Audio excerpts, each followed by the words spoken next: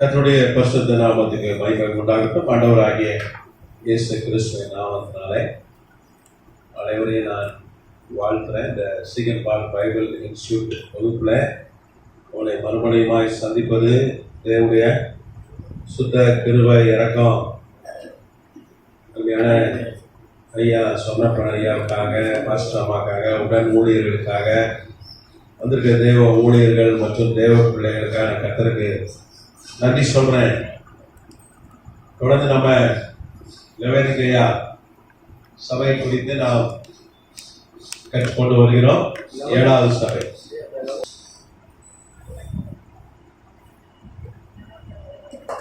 கடந்த வகுப்புல நம்ம கொஞ்சம் காரியங்களை லெவனிக்கைய சபை காலத்துல நடந்த சில காரியங்களை நாம் பார்த்தோம். சொல்லுது 7 சபை காலத்துல ரொம்ப மோசமான சபை காலம் தான். அனலும் இல்லாம குளிரும் இல்லாம இருந்தா அவனை வாந்தி பண்ணி போடுவேன் கர்த்தர் சொல்ல. அனல் இல்லாம குளிர் இல்லாம இருக்கிற ஒரு சபை. இங்க நீ நிர்வாக்கியம் உள்ளவன், பரிதவிக்கப்படத்தக்கவன், தரித்திரன், குருடன், நிர்வாணி அப்படின்னு சொல்றாரு ஆண்டவர். மற்ற 6 சபையை குறித்து அப்படி சொல்லவே இல்லை. உன் கிரியை அறிந்திருக்கிறேன், உன் கொஞ்சம் மிரந்த நீ என்ன பண்ணல, மறுதளிக்கல அப்படின்னாரு. இல்லை சபையை பாராட்டினார். என் பொறுமை குறித்து சொல்லிய வசனத்தை நீ காத்துக்கொண்ட அப்படின்றார். ஆனா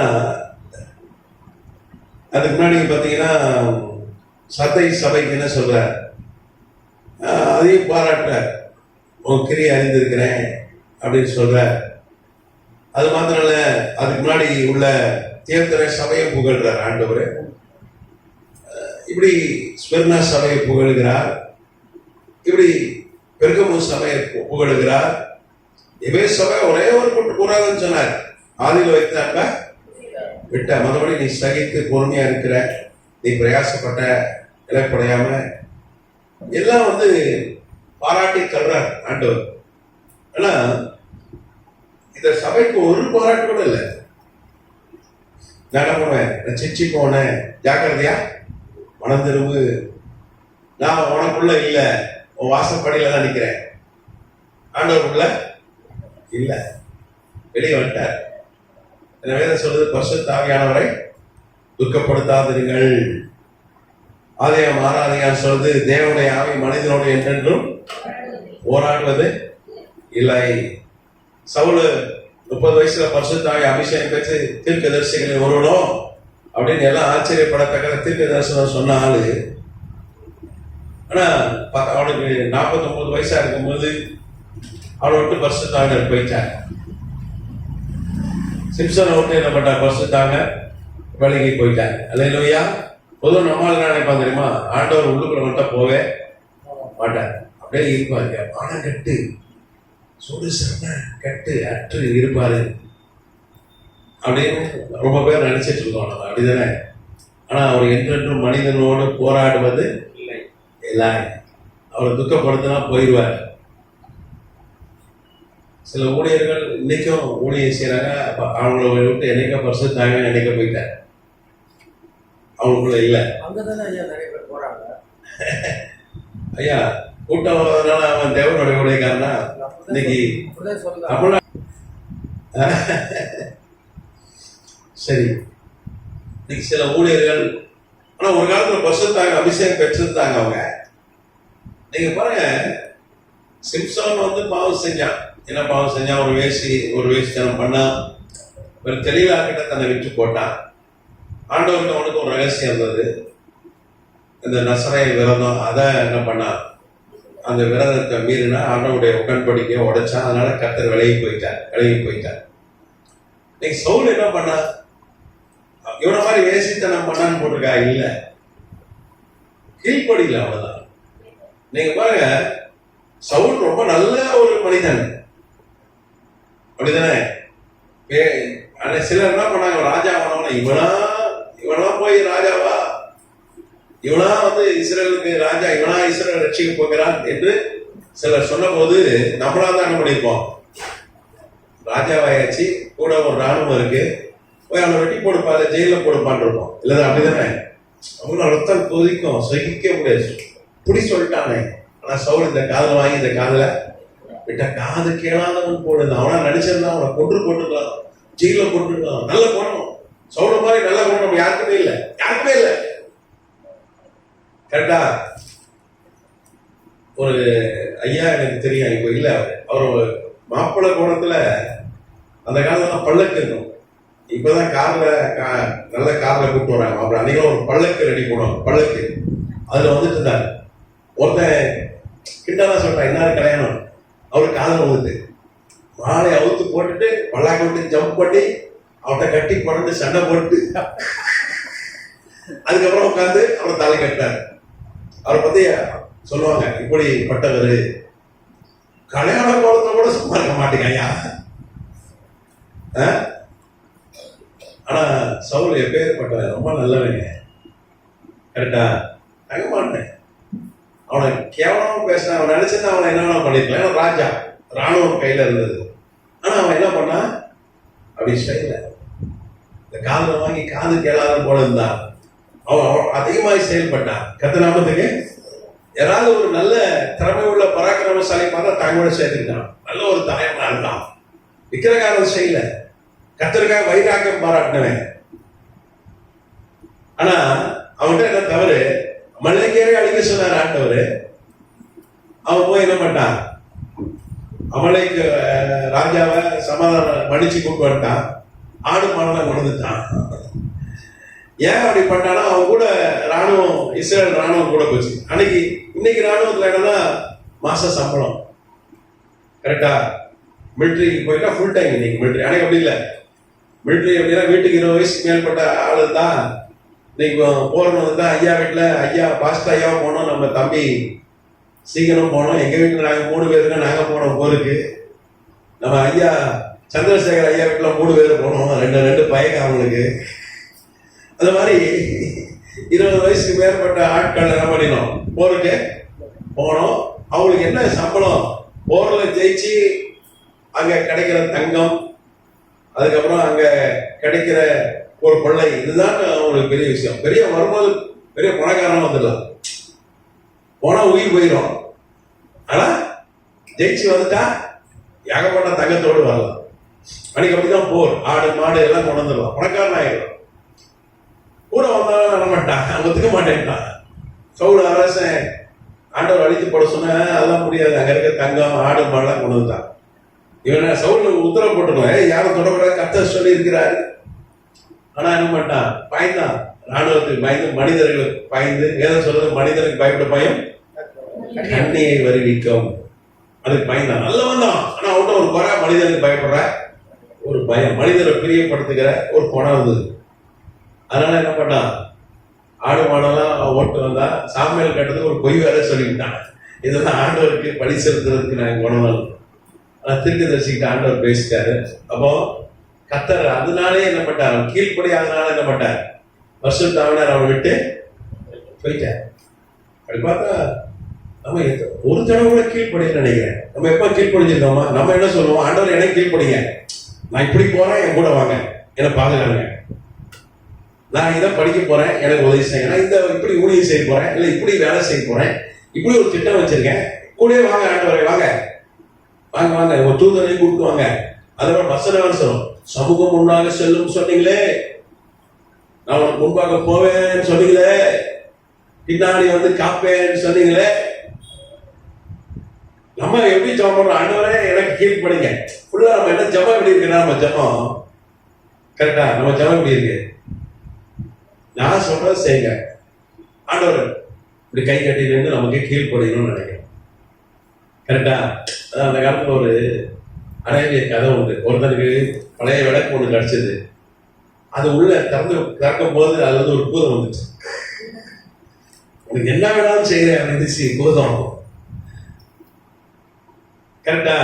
அது அந்த கதை பேர் என்ன, அலாவுதீனும் அற்புத விளக்கம். எல்லாரும் தெரிஞ்சு அந்த மாதிரிதான் நம்ம ஆண்டவரையும் அப்படிதான், வாங்க அதை செய்ய, அடிமை. அந்த பூதம் கதை நிறைய கிடையாது. அந்த பூதம் அடிமை, நான் உங்களுக்கு என்ன செய்ய வேண்டும் அப்படின்னு கேட்ட மாதிரி நம்மளும் அப்படிதான். ஆண்டவர் நாங்க எவ்வளவு சொல்லி கேட்கலங்க எங்க ஜெபத்தை, என் பேச்ச கேட்கல. நானும் 30 வருஷமா அவரை சொல்றேன், எனக்கு இதை செய்யுங்க அதை செய்யுங்க, என் பேச்ச கேட்காரா? ஆனா தலையில அடிச்சுட்டு உட்கார்ந்துருக்காரு ஆண்டவர். நம்ம என்னைக்காவது கீழ்படிஞ்சிருக்கோமா? ஆனா சவுல் வந்து அந்த ஒரு சம்பவத்துல கீழ்படியில விட்டுட்டு போயிட்டார். அவர் போன பிறகு யார் வந்தா? ஒருத்தன் அப்படியே பக்கத்துல இருந்து பைனாங்குறல பார்த்துட்டு இருந்தான். எப்படா சவுளுடைய வீடு காலியாகும், உள்ளத்துல இந்த ஆண்டவர் வெளியேறுவாரு, நம்ம போய் உட்கார்ந்துக்கலான்ட்டு என்ன பண்ணலாம். அவர் வெளியேறணும்னு ஒரு பொல்லாத ஆவி என்ன பண்ணிட்டு உள்ள வந்துச்சு. ஆனா அதுல தாவீது கட்டிக்கார. சங்கீதம் 51:15-11 அந்த வருஷம் பாத்தீங்கன்னா அவன் சொல்றான், பரிசுத்த ஆவியை விட்டு என்னையா ஜெபம் பண்ணிருப்பீங்களா? டெய்லி ஜெபம் பண்ணுங்க, பரிசுத்த ஆண்டவரே என்ன மன்னிங்க, பாவத்தெல்லாம் மன்னிங்க, பரிசுத்த ஆவியை விட்டு. ரொம்ப பேர் இணைக்க போயிட்டார் ஆண்டவர். உள்ளுக்குள்ள வேற ஒரு ஆள் இருக்கான், மேற்படியா இருக்கிறான். சில ஊழியக்காரர்களுக்குள்ளே இருக்காங்க. பரிசுத்த என்னைக்கு விலகி போயிட்டார். கர்த்தராமத்துக்கு ஸ்தோத்திரம். இங்க லவோதிக்கேய சபைய தூதன் ஊழியக்காரனை பார்த்து ஆண்டவர் சொல்றாரு, எப்பா நான் உனக்கு இதை வெளியே போட்டு கூட்டிட்டியப்பா, நான் உனக்குள்ள இல்லப்பா, நான் வாசல் படி நின்று என்ன பண்றேன், தட்டுக்கிறேன். ஏதோ வாசல் படி நின்று தட்டுக்கிறேன். ஒருவன் உன் சத்தத்தை கேட்டு கதவை தந்தா நான் உள்ள வருவேன். தட்டி கிடக்கிறார். யாரப்பா சொல்லப்பட்டது? லவோதிக்கேய சபை தூதன் ஊழியக்காரனுக்கு, சபையாருக்கு சொல்லப்பட்டது, விசுவாசிக்கு சொல்லப்பட்டதுங்க. நம்ம என்ன பண்ணணும்? கர்த்தர் வாசல் பண்ண தட்டுவார், சகோதரனே சகோதரியே நீ திறந்து இடம் கொடு, உனக்குள்ள வருவார். ஆனா அது விசுவாசிக்க ஊழியக்காரன் சொல்லப்பட்டதுயா. லவோதிக்கேய சபை ஒரு பரிதவிக்கப்பட்ட ஒரு சபை. அதனாலதான் ஆண்டவர் சொன்னார், நான் என்ன பண்ண சிற்றிப்பேன், என்ன பண்ண நீ மனம் திரும்பு. ஆண்டவர் சொன்னார், நீ நிர்பாக்கியம் உள்ளவன், பரிதவிக்கப்பட்டத்தக்கவன், தரித்திரன், குருடன், நிர்வாணின்னு சொல்ற. எந்த சபை ஆண்டவர் அப்படி சொல்ல. அப்போ லவோதிக்கேய சபைன்றது இப்ப இருக்கிற சபை. அல்லேலூயா. ஆனா அந்த சபை கொஞ்சம் ஆரம்பத்துல நல்லா இருந்தது, பரபரதான் மோசமாயிட்டு. இப்ப என்ன ஆயிடுச்சு? இந்த சபை ஒரு காலத்துல உண்மையா தியாகம் செய்து உயிரை கொடுத்து ரத்தம் சிந்தி ஊழியம் செய்தார்கள். இன்னைக்கு எப்படி இருக்கு?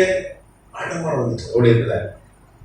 தாம் பேர் தாம் புகழ், தேவன் நாம மகிமை பண்ணோன்றதோட அவங்க பேரு புகழ், அவங்களுக்கு பெரிய மகிமை வரணும், எங்களுக்கு பேர் கிடைக்கும், பெருமை. அப்படிதான் ஆயிடுச்சு. நீங்க அப்படி ஆயிடுச்சு, அப்படிதானே ஆயிடுச்சு. கரெக்டா?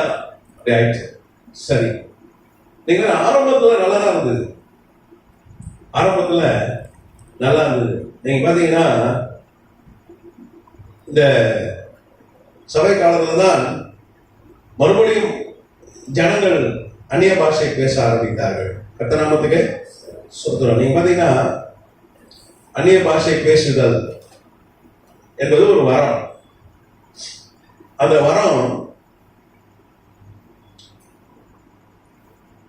வரம் வந்து இடையில வந்து அந்த யாருமே அந்நிய பாஷை பேசாமல் இருந்தார்கள் என்று வரலாறு சொல்லுது. அது குறிப்பா பாத்தீங்கன்னா 1100 12ஆம் நூற்றாண்டுல 1100 கிமு 1100 இன்னையிலிருந்து 900 வருஷத்துக்கு கிபி, இன்னையிலிருந்து 900 வருஷத்துக்கு முன்னாடி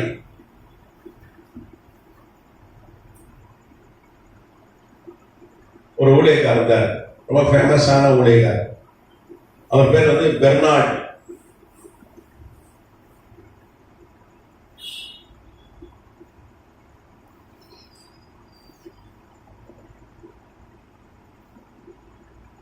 இவர் ஒரு பிரான்ஸ் தேசத்தை சார்ந்த ஒரு ஊழியக்காரர், உலக பிரசித்தி பெற்ற ஊழியர், பிரான்ஸ்.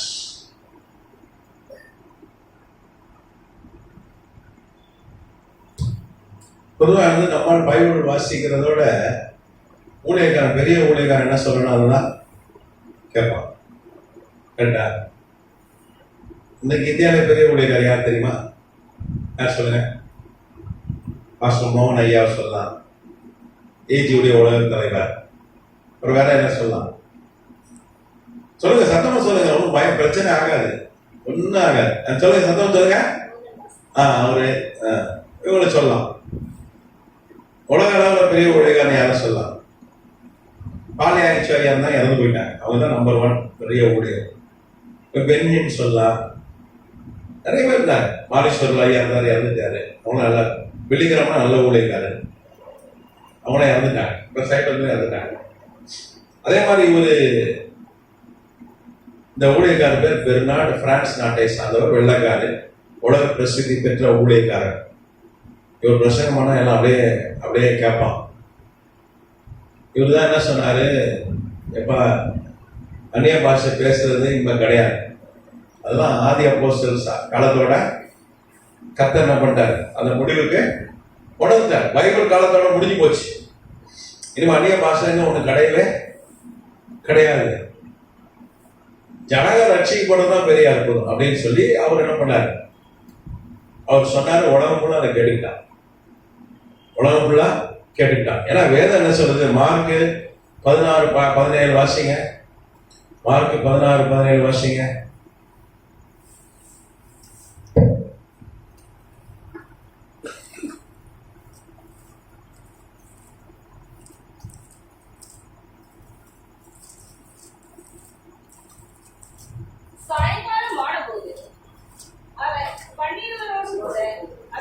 மார்க் 16-17 வாசிங்க. விசுவாசிகள் நடக்கும் அடையாளங்கள் அவன என் நாமத்தினாலே அடுத்து நவமான பாஷைகளை பேசுவார்கள். விசுவாசிக்கிறவங்களுக்கு என்ன அடையாளம், அவங்க பரிசுத்தாவி பெற்றுக் கொள்வார்கள். அவங்க என்ன பண்ணுவாங்க, அந்நிய பாஷை பேசுவாங்க, வேதம் சொல்லுது. ஆனா நம்மளால என்ன பண்ணான், பெர்னார்டு இந்த வெள்ளைக்காரன், பெரிய ஃபேமஸ் ஊழியக்காரன், அவன் என்ன சொல்லிட்டான், அந்த ஆள் என்ன சொல்லிட்டாரு அவரு, இனிமே நவமான பாஷை இல்லைன்ட்டாரு ஆண்டவர் என்கிட்ட. நேரம் ஆண்டவர் சொல்லிட்டாரு, கிடையவே கிடையாது அப்படின்னு சொல்லிட்டாரு. ஜனங்களா, ஓஹோ இவரே சொல்லிட்டாருப்பா, பெரியவரே சொல்லிட்டார். பைபிள்ல இருக்கா இல்லையான்னு கேட்கல. இப்ப ட்ரம்ப் ஜனாதிபதி ஆனாரு. போன தடவை அந்த ட்ரம்ப் இப்ப இருக்கிற ரசிக்கப்பட்ட ட்ரம்ப் காதுல சுட்டுட்டான். அவன் அது தலையில தான் சுட்டான். ஆண்டவர் காப்பாத்தி காதுல அப்படியே குண்டு தேய்ச்சிட்டு போயிட்டு ஒன்றும் பெரிய சேதம் ஏற்படல. அது ரசிக்கப்பட்டார். ஆமா, ரசிக்கப்பட்டாரு. ரொம்ப பக்தி ஆயிட்டார். அவர் என்ன சொல்றாரு, பழைய நிலைமைக்கு அமெரிக்கா கொண்டு வந்துடுவேன், அமெரிக்கா எல்லாரும் பைபிள் வாசிக்கிற மாத்திடுவேன், எல்லாரும் ஜெபிக்கிறவங்களா நான் மாத்திடுவேன்னு சொல்லி அதை பேசுறாரு. அவர் வாஷிங்டன்ல ஒரு சர்ச் இருக்கு, அதுதான் ஜனாதிபதி போற சபை. ஜனாதிபதி அங்க இருக்க சபைக்கு போவான். அது கிறிஸ்துவ தேசம்ல பைபிள் வச்சுதானே அவன் பதவி இருக்கிறான். ஊழியக்காரங்க ஜெபம் பண்ணி இருக்கிறதா பதவி இருப்பாங்க. அப்போ பதவி ஏற்றவங்க ஒரு சர்ச்சுக்கு போறாங்க. அது ஒரு நடைமுறை, அது சர்ச்சுக்கு போகணும். அங்க ஒரு லேடி தான் பாஸ்டர். யாரு, ஒரு பெண்ணு. அவ்வளவுதான் எங்க வைக்கிறோம்னா பாதாளத்துல சிறையில கங்கி போட்டு கட்டணும் அந்த ஊழியக்காரிய. ஆமா, அவ்வளவு பாஸ்டர் இருக்கா, கரெக்டா? அவ்வளவுதான் பாதாளத்துல போய் என்ன பண்ணிடணும், அதுல பெரிய சங்கிலியா போட்டு கூட்டணும். அவதான் ஊழியக்காரி, அவ்வளவு பிஷப், பெரிய அளவா. அந்த ரேடி என்ன சொல்றா, ட்ரம்ப் அதோட முதல் கையெழுத்து என்ன பண்றது தெரியுமா, ஆம்பளை கல்யாணம், பொம்பளை கல்யாணத்தை நிறுத்திட்டார். நம்ம இந்தியாவில் நடக்குது, இங்க கூட சட்டப்படி செல்லும். நம்ம இந்தியாவில் கூட ஆண் கல்யாணம், பெண் கல்யாணம் இருக்கு. இப்போ உங்க பாஸ்டர் ஐயா மேரேஜ் ரெஜிஸ்டர் நம்ம சொன்ன போன ஐயா, திடீர்னு 2 சகோதரிகள் கர்த்தருக்கு சோதனை ஐயா, நாங்க திருமணம் பண்ணிக்க போறோம் அப்படின்னு ஒரு மனு ஒண்ணு எழுதி, நாங்க கிறிஸ்தவர்கள் அப்படின்னு சொல்லி எங்களுக்கு கல்யாணம் நடந்தாங்கன்னா, ஐயா அதை பொம்பளை கெட் அவுட் அப்படின்னு ஐயா ஓடி போங்க, கேட்ட போட்டுன்னு நேரம் அவங்க போய் ஒரு கம்ப்ளைண்ட் கொடுத்தாங்கன்னா ஐயா வருவாங்க அரசாங்கத்துக்கு. இல்லையா சட்டம் சொல்லுதியா, கல்யாணம் பண்ணி வையா, நீ மேரேஜ் ரெஜிஸ்டர் தானே பண்ணு அப்படின்னு சொல்லி அவரை வற்புறுத்துறாங்க. ஏன்னா அவர் மேல சட்டப்படி நடவடிக்கை எடுக்க முடியும் இந்தியாவில். ஆனா அமெரிக்கால அந்த சட்டம் இருந்தது. அதை வந்தவன நல்லா தடியா பெரிய பேனால முதல் வந்தவன இப்படி ஸ்டைலா கைது போட்டார் நம்மாலு. எல்லாம் ஒழிச்சிட்டேன். ஆம்பளை கல்யாணம், பொம்பளை கல்யாணம் எல்லாத்தையும் ஒழிச்சிட்டேன். காணா வர தூக்க கைத்து போட்டு தூக்கி வர இது வீசினேன். அது பார்க்க எவ்வளவு கண்கொள்ளாத காட்சியா. அபார்சனை ஒழிச்சிட்டாரு. நம்ம பொதுவாக வெள்ளக்காரி ஃபுல்லா அபார்சன் பண்ணிடுவா. இங்கதான் போட்டு கொலை ஓட்டி 10 கொலை 5 கொலை பண்றாங்க. அது போலதான் அபார்சனம். அபார்சனம் என்னது? சாபம் வரும், நரகம், பண்ணி கேட்கணும். அப்படித்தான் அபார்சன் பண்ணி தான் நம்ம பண்ணணும். அழுது பண்ணி கேட்கணும். கத்த நாமத்துக்கு அது ஒரு பெரிய பாவம். அதனாலதான் கைது போட்டாரு. அபார்சன் கூடாது, கைது போட. அந்த பேனாந்தி கிடைச்சார். அமெரிக்காவில் அபார்சன் கிடையாது. நம்ம ஊர்ல இருக்கு அபார்சன், தெரியுமா? நம்ம ஒரு கலாச்சார பின்னணி கொண்ட தேசமா இருந்தாலும் இங்க அப்படி இருக்கு. ஒரு குழந்தை, அது உயிர். பெரிய தப்பு. அதை செய்யக்கூடாது. ஆண்டவர் வந்து ஆதாமியாவால உண்டாக்குனாரு. அவளை பார்த்து என்ன சொன்னாரு?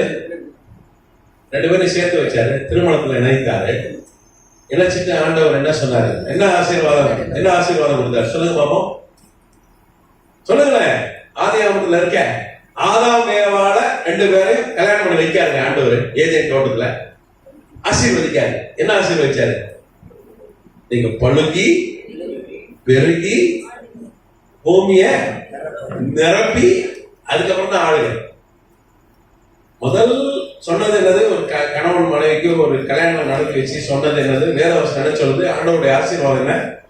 என் பழுகி பெருகி வைப்பா, அப்படிதானே? அதுக்கப்புறம் தான் என்ன பண்ண முடியும்? பூமியை ஆண்டு கொள்ள முடியும். கர்த்தர் சொத்துறோம். இப்ப நம்மால என்ன பண்றோம்? பழுகி பெருகாதபடி என்னென்ன வேலை இருக்கு எல்லாம் செய்யறோம். ஒரு 5 வருஷம் கழிப்புள்ள பெற்றுக்கிறோம் கேட்டா வேதம் சொல்லுது, பிள்ளைகளை யாரால வந்த ஈவு? கர்த்தரால் வந்த ஈவு. கர்த்தர் தான் பிள்ளைகளை கொடுக்கிறார். இது அவர் கொடுக்கிற கிஃப்ட். கரெக்டா? இவன் இந்த கிஃப்ட் எனக்கு வேண்டாம், நான் பிற என்ன பண்றேன்? எனக்கு தேவையானப்போ அவர்கிட்ட என்ன பண்றேன்? கிஃப்ட கொண்டு வாங்கயா அப்படின்னு கூவே அவர் ஓடி வந்து இந்த கிஃப்ட் கொடுப்பாரு. அதுலயும் கூட அவர் வேலை, அவரை கீழ்ப்படிய சொல்றான். கரெக்டா? அப்பா ஃபுல்லா ஆண்டவரை தான் கீழ்ப்படிய சொல்றான். அவரை தான் குறை சொல்றான். கீழ்ப்படிய மாட்டேங்காரு ஆண்டவர். ஆனா நீங்க அம்மா இஸ்ரேல் நாட்டில் பார்த்தீங்கன்னா எல்லாம் 10 பிள்ளை பெற்றுக்கிறாங்க. உலகத்திலேயே ரொம்ப நவநாகரிகமான பெண்கள் அடங்கிய ஒரு நாடு தெரியுமா? எல்லாம் மெத்த படித்தவர்கள். அங்க இருக்கிற இஸ்ரேல் நாட்டு பெண்களுக்கும் தயவு செய்து இந்த வீடியோ பாருங்க. இந்த பேஸ்புக்ல இந்த ரீல் பாக்குறத விட்டுட்டு யூடியூப்ல போய் இந்த இஸ்ரேல் நாட்டு பெண்களை குறித்து வீடியோ பாருங்க. அவங்களும் 18 வயசுல கல்யாணத்துக்கு பேசுவாங்க. 18 வயசு ஆயிடும். ஆம்பளை பையனுக்கு 19 வயசுல கல்யாணம் பண்ணி வச்சிருவாங்க. 10 பிள்ளை பெற்றா என்ன இவ்வளவு கம்மியா பெற்றுட்டேன்னு என்ன உங்க குடும்பம் சின்னதா இருக்கு. அவர்களால் மெத்த படித்தவர்கள். இஸ்ரேல் தேசத்துக்கு அத்தனை பெண்ணுக்கும் பிளேன் ஓட தெரியும். என்ன ஓட தெரியும்? பிளேன். இங்க ஒரு பொம்பளை பிள்ளை கார் ஓடிட்டு அவளை கையில பிடிக்க முடியல. ஒரு நிறைய பெண்கள் கார் ஓடுறாங்க. எங்க வீட்லயும் கார் ஓடுறாங்க. கர்த்தர் சோத்திரம். ஆனா சொல்றேன், பிளேன் ஓட்டுட்டா பெரிய ஆளு, அப்படிதானே? கார் ஓட்டினாலே பெரிய ஆள். ஏன் கார் ஓட்டுவாங்க, கார் ஓட்டுவ அப்படின்னு எல்லா மாப்பிளையும் ரிஜெக்ட் பண்ணுவாங்க. சில பார்த்தீங்களா? ஏன் இந்த பையனுக்கு என்ன குறை? அவன் கார் ஓட்டுருவாங்க, கார் ஓட்டுருவா. அங்க இருக்கிறவங்க யாரு? பிளேன் ஓட்டுருவா. அது என்ன பிளேனு? F-16 யுத்தத்துக்கு பயன்படுத்துகிற வார் பிளேன், ராணுவ விமானங்களை ஓட்டி குண்டு போடுறவாங்க. எல்லாரும் போவா. பிளேன் ஓட்டா குண்டு போடுவா.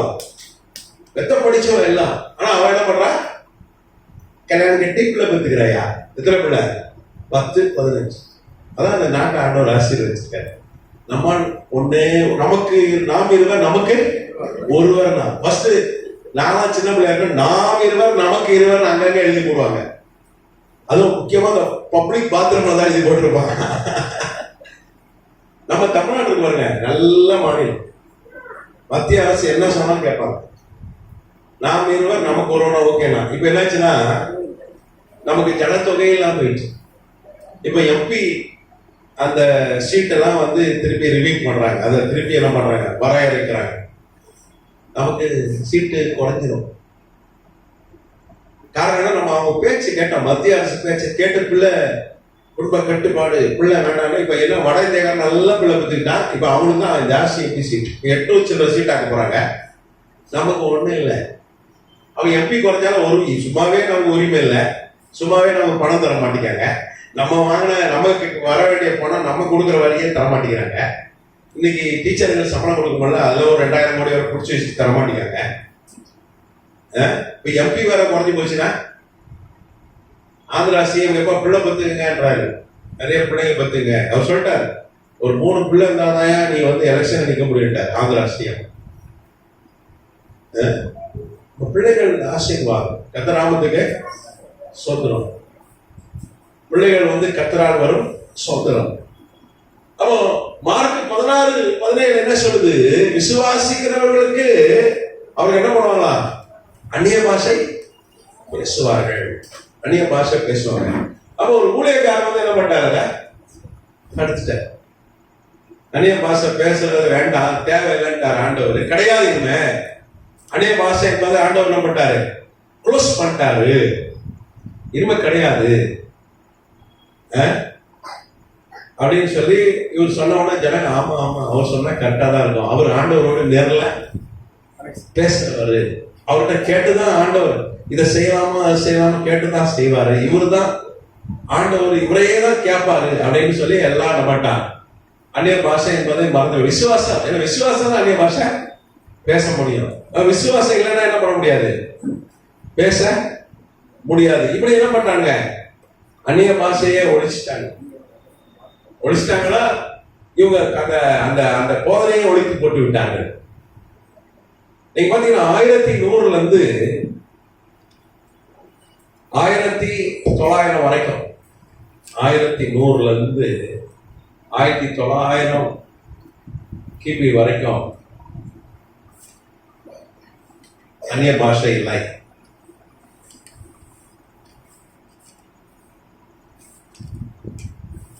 அதுக்கப்புறம் வரங்கள்,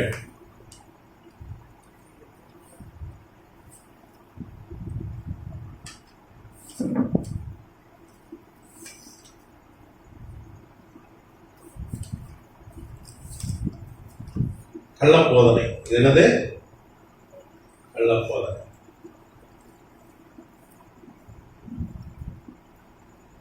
கள்ளப்போதனை வரங்களும் கிடையாதுயா, அந்நிய பாஷையும் கிடையாது. பரிசுத்தாவில நீ இயேசுவை ஏற்றுக்கொண்டு போதே உனக்குள்ள வந்துடுறாரு. அது பரிசுத்தாவில அபிஷேகம் தனியா கிடையாது அப்படின்னு இவங்க போதிச்சாங்க. நீங்க பாத்தீங்கன்னா, நீங்க எபேசு சபை எப்படி ஸ்தாபிக்கப்பட்டது, ரட்சிக்கப்பட்டீங்களான்னு கேட்கிறான். சீசர்களை பார்த்து பவுல், ஞானஸ்நானம் எடுத்துட்டீங்களா, ஆமா. பரிசுத்தாவி பெற்றீங்களா, இல்லைன்னாங்க. அவன் அப்படி பார்த்தா பரிசுத்தாவியே அவங்க ரட்சிக்கப்பட்டு ஞானஸ்நானம் எடுத்த போதே உள்ள வந்திருக்கணும் பரிசுத்தாவோட. அடுத்தது 3வது கேள்வி கேட்கிறான், பரிசுத்தாவின் அபிஷேகம் பெற்றீங்களா, இல்ல அப்படின்ற போது பவுல் என்ன பண்றான், அவங்களுக்கு தலையில கை வச்சவங்கன்னா அவங்களாம் பரிசுத்தாவின் அபிஷேகத்தை பெற்றார்கள். அல்லேலூயா. அவங்க அந்நிய பாஷை பேசல. இந்த வசனத்தை எடுத்து வாசிடலாமா?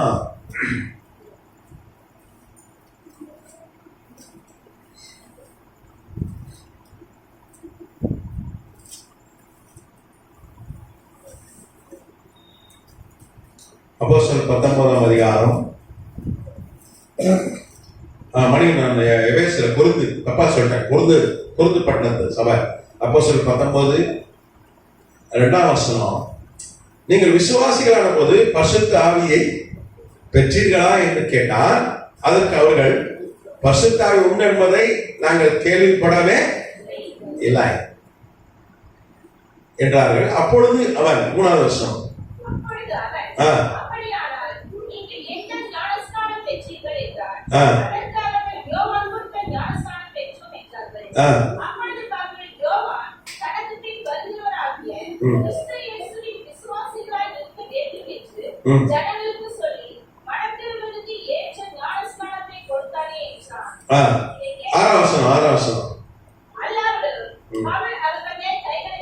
கைகளை வைத்த பொழுது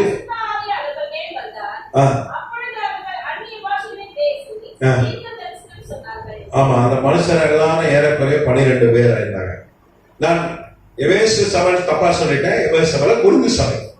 இப்ப கொரிந்து சபை எப்படி ஸ்தாபிக்கப்படுகிறது? கிபி 50. கிபி 50ல பவுலுக்கு அப்போ பாத்தீங்கன்னா 44 வயது, 44 இயர்ஸ். பவுல் அங்க போறான். ஒரு 12 ஆட்களை பார்க்கலாம். அவங்க சீசர் கர்த்தர்கள் மணிப்படுற தப்பா திரும்பவும் தப்பா சொல்ல. எபேசு சபையில கொரிந்துல இருந்து எபேசுக்கு வந்தான்.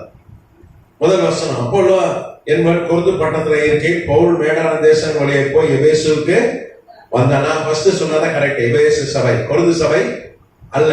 54 கிபி 54 AD. பவுலுக்கு 48 வயசு. 54 கிபில தான் எபேசு சபை ஸ்தாபிக்கப்பட்டது. இந்த எபேசு சபைக்கு வந்து பாத்தீங்கன்னா தீமோத்தேயு தலைவனா இருந்தான்.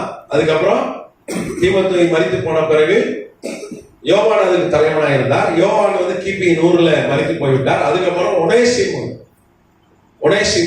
ஒருத்தர் இருக்கான் தெரியுமா? பிலோமோன் நிருபத்துல வாசிச்சீங்களா? அவன் அந்த பிலோமோனுடைய அடிமையா இருந்தவன், அவன் தலைவனா இருந்தான். அவன் அந்த சாட்சியை மறித்தான். கர்த்தர் நாமத்துக்கு ஸ்தோத்திரம். எபேசு ரொம்ப பெரிய சபை, நிறைய சபைகள் கொண்ட ஒரு பெரிய ஒரு சபையா இருந்தது. சரி, பெரிய பட்டணம். அப்ப எபேசு சபையில 12 ஆட்கள் ஏற்கனவே ஞானஸ்நானம் பெற்று விட்டார்கள், விசுவாசிகளா மாறிட்டாங்க. ஆனா என்ன பண்ணல, பரிசுத்த ஆவியை பெறல. தனியா பரிசுத்த ஆவி அபிஷேகத்தை பெற்றுக் கொண்டார்கள். பவுல் தலையில் கை வைச்சோம், பரிசுத்த ஆவி அபிஷேகம் பெற்றார்கள். அல்லேலூயா. ஆனா இவர்கள்லாம் என்ன சொல்லிட்டாங்கன்னா, பெர்னாட் மாதிரி ஆளுங்களாம், ஐயா ரட்சிக்கப்படும் போதே பரிசுத்த ஆவியானவர் வந்துருவாரு, இனி அந்நிய பாஷை கிடையாது, வரங்கள் கிடையாது, அற்புதங்கள் கிடையாது சொல்லிட்டாங்க. 1900 வரைக்கும் அப்படிதான். எத்தனை வருஷம்? ஏறக்குறைய 900 ஆண்டுகள் அந்நிய பாஷை பேசுற ஆட்களே இல்லை. வரங்கள் கிரியை செய்ய கேள்விப்படவே இல்லை. ஏன்னா அப்படி சொன்னதுனால அப்படியே அது என்ன ஆயிடுச்சு. எப்படி ஞானஸ்தானம் எப்படி போச்சு நம்ம பார்த்தோம். ஞானஸ்தானம் வரலாறு 200 கிபில ஒரு ஊழியர் சொல்லிட்டாரு, 3 குடம் தண்ணி ஊற்றினா போதும், ஆண்டவர் என்கிட்ட வந்து நேரம் வந்து சொல்லிட்டாருன்னொன்னே மூலிகை ஞானஸ்தானம் எடுக்கிற முறையை என்ன பண்ணிட்டாங்க, ஒழிச்சு போட்டாங்க. அப்புறம் 3 குடம்ன்றது 3 சொட்டு தண்ணி ஆயிட்டு. அதுக்கப்புறம் 16ஆம் நூற்றாண்டுல ஒரே ஒரு சுக்லின்னு ஒரு வெள்ளைக்காரன், அவன் தான் ஞானஸ்தானம் கட்டாயம் எடுக்கணும்னு சொல்லி, அவன் எனக்கு யாராவது தலையில கை வச்சு கொடுங்கன்னா ஒருத்தர் கூட வரல, அவனே என்ன பண்ணான், மூழ்கி எழுந்தான். இன்னைக்கு கோடிக்கணக்கான மக்கள், எப்படியோ ஒரு 200-250 கோடி ஜனங்கள் ஞானஸ்தானம் பெற்றவர்களாக இருக்கிறாங்க. இன்னைக்கு ஒரு காரியம் ஃபர்ஸ்ட்ல எப்படி இருக்கும், யாராலையும் ஏற்றுக்கொள்ள முடியாது, கரெக்டா? ஆனா காலப்போக்கில் கர்த்தர் எல்லாரும் ஏற்றுக்கொள்ளும்படி செய்வார். அல்லேலூயா.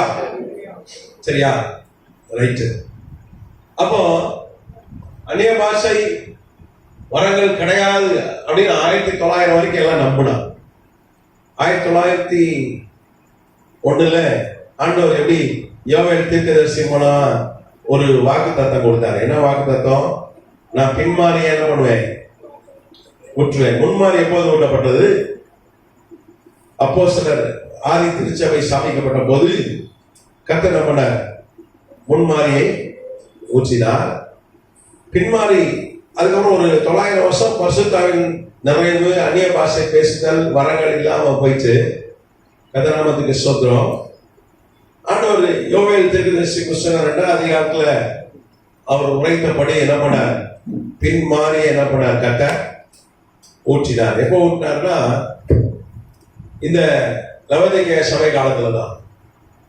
1901 ஜனவரி மாதம்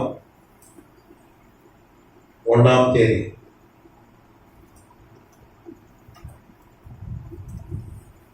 அன்னைக்கு ஒரே ஒரு ஆளுதான் பரிசுத்தாவியை பத்தி அன்னைக்கு பிரசங்கம் பண்ணிருந்தார். பரிசுத்தாவி, அபிஷேகம், அந்நிய பாஷை பேசுதல், வரங்கள் அப்படின்னு ஒரே ஒரு ஆள் தான் என்ன பண்ணார், பிரசங்கம் பண்ணிருந்தாரு. அவர் பேர் பார்த்தீங்கன்னா Charles box Parham.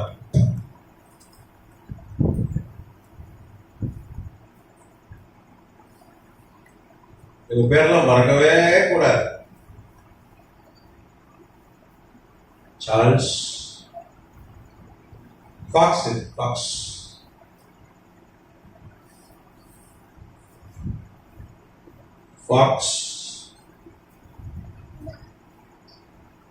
Parham.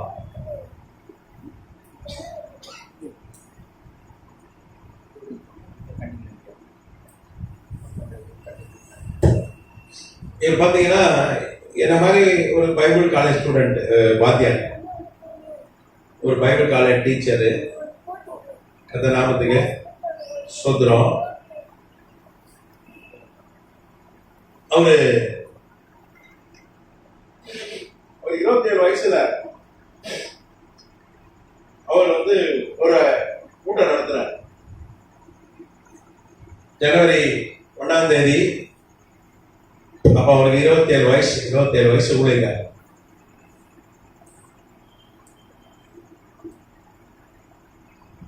Kansas என்கிற இடத்துல ஒரு கூட்டம் நடத்துறார். கன்சாஸ் வந்து அமெரிக்காவில் இருக்கிற ஒரு மாநிலம், கன்சாஸ் மாநிலம். அங்க ஒரு கூட்டம் நடத்தினார். Kansas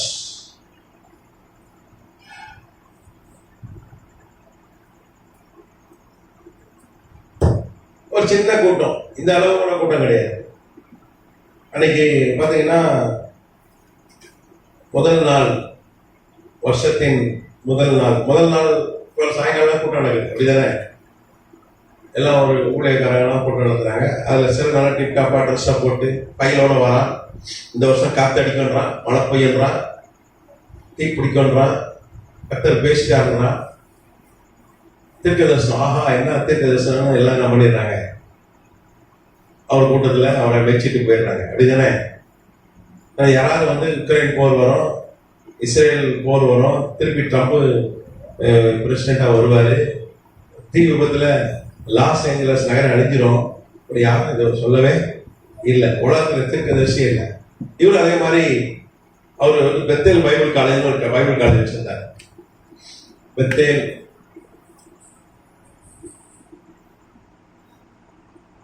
Bible college.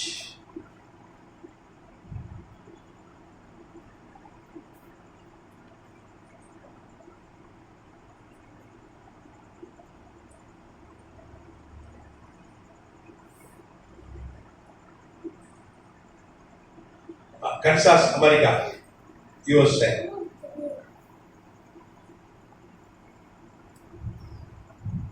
ஒன்னாம் தேதி பைபிள் காலேஜ் கிளாஸ் நடத்தாங்க. அம்மாவில் வந்து ஒரு பையனும் 1ஆம் தேதி, ஜனவரி 1ஆம் தேதி வருஷத்தின் முதல் நாள் பைபிள் காலேஜ் யாரும் போகவே மாட்டாங்க. நான் சொன்னப்போ ஐயா சபையார் நீங்களும் வந்துடுவீங்க, என்னைக்கு வச்சாலும் வந்துடுவீங்க. ஃபுல்லாக என்ன பண்ணுவாங்க, இந்த நேற்றமாறுகாரர்கள் இல்லையா எல்லா நாளும் டீச் பண்றாங்க. இன்னைக்கு ஒரு நாள் விட்டுலாமே, அவங்களாம் தீர்க்க தரிசனம் சொல்றாங்க, அங்க போய் நாங்க போய் உட்காந்துட்டு தீர்க்க தரிசனம் கேட்டு வரோம் வேண்டாம்பாங்க, நம்மகிட்ட சண்டைக்கு வருவாங்க. இந்த ஊழியக்காரர் பார்த்தீங்கன்னா அன்னைக்கும் பைபிள் காலேஜ் கிளாஸ் வச்சிருக்காரு. இன்னைக்கு ஜனவரி 1ஆம் தேதி கன்சாஸ் நகர்ல பைபிள் காலேஜ் வச்சிருக்காரு. எந்த நாமத்துக்கு ஸ்தோத்திரம். நீங்க பாத்தீங்கன்னா அன்னைக்கு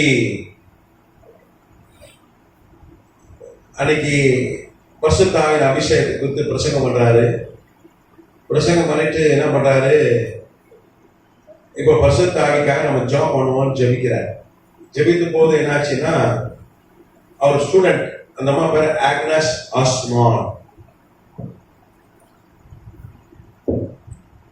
ஒரு சகோதரி, அவங்க பேர் என்னது, ஆக்னஸ்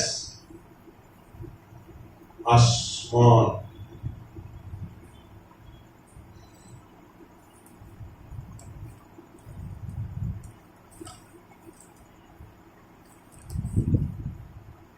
அவங்க ஒரு நர்ஸ், அவங்க நர்ஸ் வேலை பார்த்துட்டு அவங்க வந்து என்ன பண்றாங்க, அந்த கூட்டத்துக்கு வந்திருக்காங்க. அவங்க என்ன சொன்னாங்க, பரிசுத்தாவி விசுவாசாங்க. அவர் பிரசாந்த் கேட்டாங்க, நீங்க நாளைக்கு சார்ல்ஸ் ஃபாக்ஸ் பண்ணாம யாரு கூட சேர்க்கல. ஃபாக்ஸ் என்னது, நரி. எல்லாம் அவங்களுக்குள்ள நரி பையன் பரிசுத்தாவின் அபிஷேகத்தை பத்தி பேசுறான் அப்படின்னு சொன்னா எல்லாம் அவரை ஒதுக்கி வச்சிருந்தாங்க. யாருமே அவரை வந்து சேர்க்கல. 20 ஆள் மேல அவரை நம்பல, ஒரு 20 ஆட்கள் தான். பைபிள் காலேஜ்ல பெத்தேல் பைபிள் காலேஜ் எத்தனை பேர் இருந்தாங்க? 20. அந்த 20 ஆட்கள் தவிர ஒரு ஆள் அவரை நம்பல, அவரை ஏத்துக்கவே இல்லை. அப்படி ஊழியம் செஞ்சார். இன்னைக்கு ஒரு சத்தியத்தை சொன்னா ஏத்துக்கவே மாட்டான். கரெக்டா? கூட்டம் குறைவாதான் வரும் சத்தியத்துக்கு.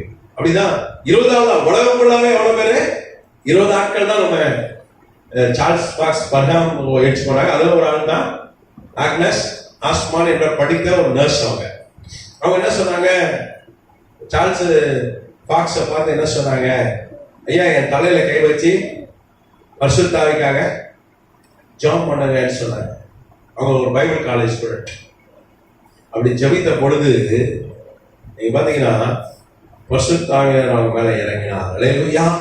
அவங்களுக்கு ஒரு 30 வயசு. அம்மாக்கு 30 வயசு சகோதரி. பரிசுத்த ஆவியானவர் அவங்க மேல இறங்கினாரு. எத்தனை நாமத்துக்கு ஸ்தோத்திரம். அவங்க என்ன பண்ணாங்க? அந்நிய பாஷை பேசினார்கள். அல்லேலூயா. அவங்கதான் 900 வருஷம் கழிச்சு முதல் பரிசுத்த ஆவி பெற்ற ஒரு ஆள்.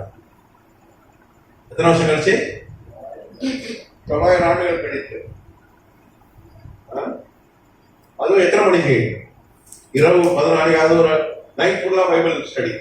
சாயங்காலம் ஆரம்பிச்சு நைட் ஃபுல்லா 1 hour கேட்கறதே கஷ்டமா இருக்குல்ல பிரசங்கம். அந்த அம்மா பாத்தீங்கன்னா டாப் வாக்கேன்னு ஒரு இடம், அதுல சர்ச்சு கூட கிடையாதுமா, ஒரு வீட்டுல தான் வச்சு ஒரு ஆள்ல தான் வச்சு நடத்தினாங்க. டாப் ஓகே, இந்த கன்சாஸ்ல டாப் ஓகே. அமெரிக்காவுக்கு போன அந்த இடத்துல பார்த்துட்டு வாங்க. யாரெல்லாம் போறீங்க அமெரிக்காவுக்கு?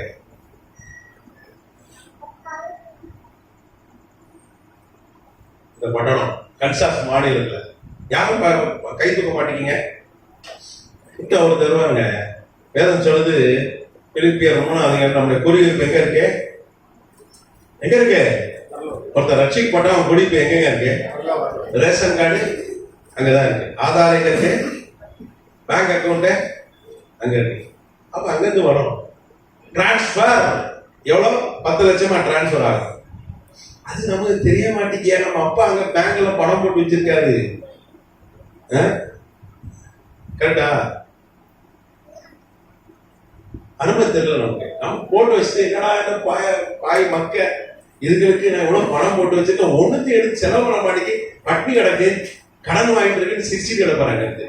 வேதனையோட இருக்கும். நம்ம குடியிருப்பு எங்க இருக்கு? Bank of heaven. கரெக்டா? சில சொல்லுவான், எனக்கு அக்கௌண்ட் பேங்க் ஆஃப் அமெரிக்கால இருக்கு, எனக்கு பேங்க் ஆஃப் ஹெவன்ல இருக்கு அப்படின்னு சொல்லுங்க. எவ்வளவு ரூபாயும் அங்க கொடுப்பாங்க. ஆண்டவர் தருவார். சரியா? எத்தனை நாமத்துக்கு சோதரன் படிக்காத ஊழியக்கார், காலேஜ்ல படிக்கல, அவர் ஊழியத்துக்கு போவார். ஒரு வண்டி கூட கிடையாது. அவருக்கு ஒரு பெரிய ஊழியக்காரன் கிடையாது. அவருக்கு ஒரு பெரிய கொண்டு வரனால அவர் சத்தியம் உண்மையான ஊழியக்காரன். நல்லா டிராவல் பண்ணுவார். பஸ் இல்ல, லாரியில கூட ஏறி போயிருவார். கார் கூட கிடையாது, 2 வீலர் கூட கிடையாது. கத்தர் ஒரு 2 வீலர் கொடுத்தாரு, கார் கொடுத்தாரு, இப்போ சொந்தமா பிளேன் வச்சிருக்காரு. டெய்லி ஒரு 3 இடத்துல போய் ஊழியம் செஞ்சுறாரு. பிளேனுக்கு கூட ஸ்பெல்லிங் தெரியாதவர். ஏன்னா பணம் எங்க இருக்கு? பணம் நம்ம பணம் தேவைன்னா தந்துடுவார். உங்களுக்கு பிளேன் வேணும்னா தேவை இருந்தா, இப்ப தேவை நம்மளுக்கு தேவை இருந்தா. ஏன்னா அவரு பாவம் 3 ஒரு நாளைக்கு ஒரு 10,000 கிலோமீட்டர் பிரயாணம் பண்ணுவார். 10,000 கிலோமீட்டர் பிரயாணம் பண்ணா என்ன வேணும்? பிளேன் இருக்கணும். சரியா? இப்பெல்லாம் நிறைய பிளேன் வாங்கிக்கலாம், ரொம்ப கஷ்டம் ஒன்றும் கிடையாது. கேட்டா தருவாரு. என்னங்க கள்ள போதனை பண்ற நெசமா நல்லா தான் இருந்தா போன கிளாஸ் வரைக்கும். எங்க இருக்கு நம்ம அக்கௌண்ட்? அந்த பாஸ்புக்கை பாருங்கயா. இங்க இருக்கிற பாஸ்புக்கை ரூபாயே இல்லையே. இங்க இருக்க பாஸ்புக்கை ஏன் பாக்கீங்க? அங்க இருக்க பேங்க் ஸ்டேட்மெண்ட்டை பாருங்க. சரி, அப்போ இந்த ஆக்னஸ் ஆஸ்மான், இந்த 30 வயசு சகோதரி கரெக்டா ராத்திரி 11 மணி 1ஆம் தேதி அதுமா உட்கார்ந்து இந்த ஆளு போட்டு ராத்திரி எல்லாம் மீட்டிங் நடத்திருக்காங்க பாருங்க. ஆனா கரெக்டா 11 மணிக்கு 1901 ஜனவரி 1ஆம் தேதி 11 மணி எத்தனை மணிக்கு? டைம் வந்து 11 மணி, 11 PM மணி, இரவு. அந்த அம்மா பரிசுத்தாவை பெற்றுக் கொண்டார்கள். எல்லாம் கரங்களை தட்டி கர்த்தரை மகிமைப்படுத்தணும். 900 வருஷமா யார் அந்நிய பாஷை பேசலையா? அந்த அம்மா பேசுறாங்க. பாஸ்டரோட அந்த சார்ல்ஸ் பாக்ஸ் கர்னான் கூட நான் பரிசுத்தாவை பெற்றேன்னு சொல்ல, பரிசுத்தாவை இருக்கிறார், அவர் நான் விசுவாசிக்கிறேன். ஆனா அவருக்கு தலையில கை வச்சு ஜெபம் பண்ணி வராம பரிசுத்தாவை பெற்றார். பிறகுதான் இவரே பெற்றுக்கொண்டார். இவர் உடனே பெற்றுக்கொள்ளல. நம்மளா என்ன பண்ணிருப்போம்? சும்மா கிடையாது, ஒரு ஆக்டாக பண்ணிருப்போம். அப்படிதானே? நமக்கு பரிசுத்தாவில ஒரு விசுவாசி ஒரு ஸ்டூடெண்ட்டுக்கு நர்சம்மா வந்துட்டு பரிசுத்தாவி. ஆனா உண்மை சொன்ன நான் இன்னும் பெறல. நம்ம அதான் உண்மை, உண்மையோட ஊழியக்காரன். இன்னைக்கு பேசுறோம் சார்ல்ஸ் பாக்ஸ் பிரன்ஹாம் குறித்து பேசுறோம்ல. சரி, அப்ப 11 மணிக்கு ஒரு வீட்டுல வச்சு அவர் என்ன பண்ணாங்க? ஜெபம் பண்ணும்போது பரிசுத்தாவில இறங்கினார். அந்த அம்மா பாத்தீங்கன்னா சீன மொழியில பேச ஆரம்பிச்சிட்டாங்க. என்ன மொழி? சைனீஸ். 3 நாளா எழுதினாலும் சீன மொழி தான் எழுதுறாங்க, பேசினாலும் சீன மொழி தான் பேசுறாங்க. அவங்களுக்கு ஆஸ்பத்திரியில வேலை. நர்ஸுங்க என்ன பண்ணுவாங்க? ஹாஸ்பிட்டல்ல சிஸ்டர் அவங்க எழுதுவாங்கள மாட்டாங்களா? ஆனா அவங்க இங்கிலீஷ்ல எழுதிட்டு இருந்தாலும் சீன மொழியில எழுத ஆரம்பிச்சிட்டாங்க. ஒரு ஆளுக்கும் புரியல. 3 நாள் இங்கிலீஷ் மறந்து போச்சு. உள்ள சீனா மொழி தான். கத்தநாமத்துக்கு அவங்க சைனா மொழியே தெரியாது அவங்களுக்கு. கத்தர் பாருங்க, சகோதரியை வலிமையாய் எடுத்து பயன்படுத்தினார். வலிமையா எடுத்து பயன்படுத்தினார். அந்த சகோதரி பார்த்தீங்கன்னா அவர்கள் வந்து நல்ல ஊழியம் செய்தார்கள். கர்த்தர் நாமத்துக்கு ஸ்தோத்திரம். 67 வயசு வரைக்கும் ஊழியம் செஞ்சாங்க. 67 வயசு வரைக்கும் ஊழியம் செஞ்சாங்க. வல்லமையா ஊழியம் செஞ்சாங்க. அந்த சகோதரி 900 வருஷமா யாருமே அந்நிய பாஷை பேசுற பரிசுத்தாவின் அபிஷேகம் பண்ணல. கர்த்தர் அவளை பரிசுத்தாவினால இந்த காலகட்டத்தில் நடத்தினார். லவோதிகேய சபை ஆரம்பம் நல்லா தான் இருந்தது. ஆனா வர சபை எப்படி ஆயிடுச்சு? வாந்தி பண்ணி போட வேண்டிய நிலைமை. அனல் இல்லை, குளிர் இல்லை. ஆரம்பம் எழுப்புதலாக இருந்தது. அதுக்கப்புறம் குருடு, நிர்வாணம் பரிதவிக்கப்பட்ட சபை ஆயிடுச்சு. அவர் கடைசியில ஆண்டவரே உள்ள யாருக்குள்ளே இல்லை, வெளியே வந்துட்டாரு. நான் வாசல் பண்ணது அவளை தட்ட வச்சிட்டாங்க. இன்னைக்கு அப்படிதான் இருக்கு. வாசல் பண்ணு தட்டுகிறார். அதனால ஆயிடுச்சு. சரி, நீங்க பாத்தீங்கன்னா அதுக்கு பிற்பாடு 1903 ஒரு பெரிய எழுப்புதல் உண்டாச்சு. இந்த காலகட்டத்தில் தான்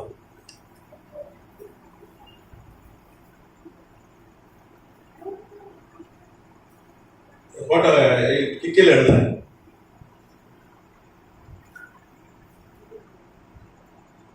ஆயிரத்தி 1903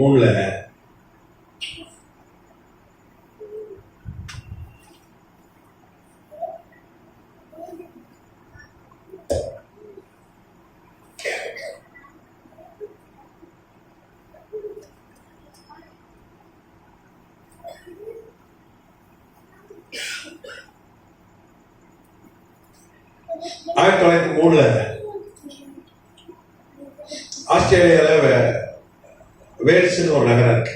வேல்ஸ்.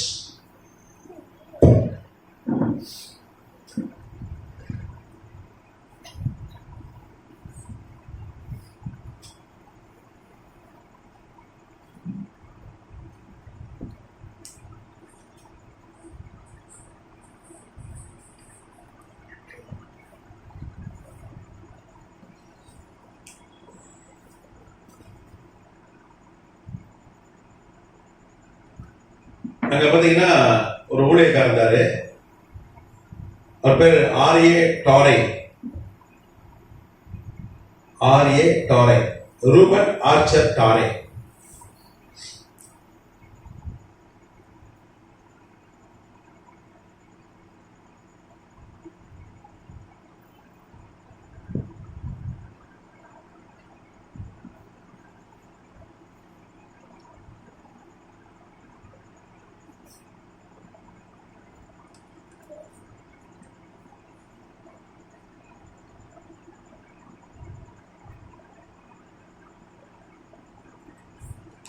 இவர் பார்த்தீங்கன்னா அமெரிக்கா தேசத்தை சார்ந்த ஒரு எவாஞ்சலிஸ்ட், சுவிசேஷ ஊழியக்காரர், அமெரிக்காவை சார்ந்தவர்.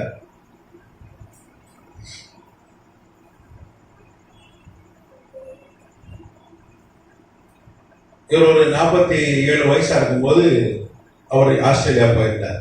இவர் பார்த்தீங்கன்னா டிஎல் மூடின்னு ஒரு பெரிய ஊழியக்காரர், கேள்விப்பட்டிருப்பீங்க. டிஎல் மூடி யாரெல்லாம் கேள்விப்பட்டிருக்கீங்க? பெரிய எழுப்புதல் ஊழியக்காரர். அவருடைய சிஷ்யர், அவருடைய ஸ்டூடெண்ட், அவருடைய பைபிள் காலேஜ் படித்தவர், அவர் கூட இருந்தவர். டிஎல் மூடி, ட்வைட் எல் மூடின்னுவாங்க, டிஎல் மூடியுடைய சிஷ்யர் இருக்கு. இவர் வந்து உலகெங்கெல்லாம் போய் வலிமையா ஊழியம் செய்தார், பல நாடுகளில் போய் ஊழியம் செய்தார்.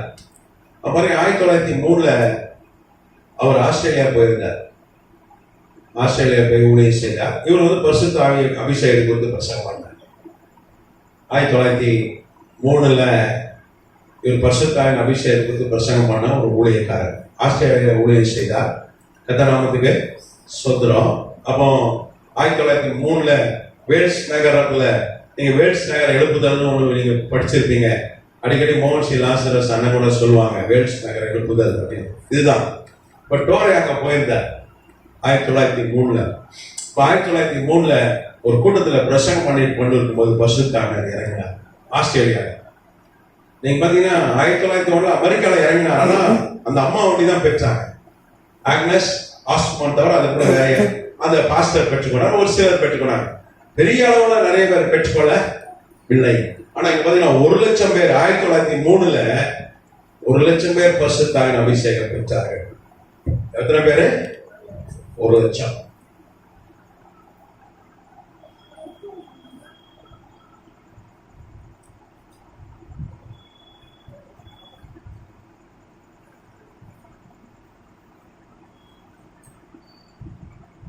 ஒரு 1,00,000 பேர் இந்த ஆண்டவர் இந்த R A Torrey, Reuben Archer Torrey மூலமாய் அங்க பரிசுத்த ஆவியின் மழை பொழிந்தது. அல்லேலூயா. பெரிய எழுப்புதல் உலகத்துல 1903 ஒரே நேரத்துல 1,00,000 பேர் அபிஷேகம் பெற்றாங்க. பெரிய எழுப்புதல் உண்டாச்சு ஆஸ்திரேலியாவில். ஆஸ்திரேலியாவே குலுங்கிச்சு. 1,00,000 பேர் பரிசுத்த ஆவியின் அபிஷேகம் பெற்றாங்க. கர்த்தர் நாமத்துக்கு ஸ்தோத்திரம். அப்போ பெரிய அளவுல முதல் எழுப்புதல் பரிசுத்த ஆவியின் அபிஷேகம் மரணங்கள் எழுப்புதல் எங்கன்னா முதல் பெரிய அளவுல எங்கன்னா 1903 ஆஸ்திரேலியால தான். சரியா? சரி, நமக்கு 8:40 ஆயிடுச்சு.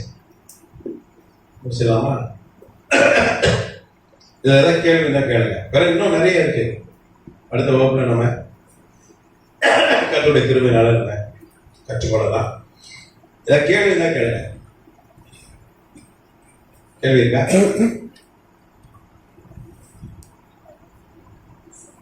ரெண்டு காரணத்தினால கேள்வி வர. ஒண்ணு நல்லா புரிஞ்சிட்டு அதனால கேள்வி வராது. ஒண்ணுமே புரியல, கேள்வி வராது. எந்த எல்லாம் நல்லா புரிஞ்சுட்டா? இது வேற தான் பாருங்க. டிஎல் மோடி நம்ம தம்பியை போட்டாப்ல, அவன் ரொம்ப ஃபாஸ்டா இருக்காப்ல. நம்ம வாயில தான் சொல்லிட்டு இருந்தோம், தம்பியை படமாவே காமிச்சிட்டாங்க. ஆரிய டோரை கூட போடலாம்பா. சரி, அடுத்த வகுப்புல காமிச்சிட வரேன். அவரெல்லாம் பார்க்க வேண்டிய ஆளு. டோரை நல்லா இருக்க, அழகா இருக்க. இது போடலாம். ஸ்மார்ட் டிவி தானே? சார் எங்கே இருக்கு டிஎல் மூடி? அங்க இருக்கா? அதான் இருக்கு. அங்க பாருங்க. இந்த நம்ம போடல, சும்மா வாயில தான் சொல்லி எழுதி போட்டா இதுல பாத்துடு. சரி, ஆரிய டவரை கூட போடலாம். அடுத்த வகுப்புல பார்ப்போம். நல்ல வசதி வாய்ப்பு ஆண்டவர் நமக்கு சீகன் பால் பைபிள் காலேஜில் கொடுத்திருக்கிறார். அல்லேலூயா. ஏதாவது கேள்வி இருக்கா? ஏதாவது கேள்வி இருக்கா?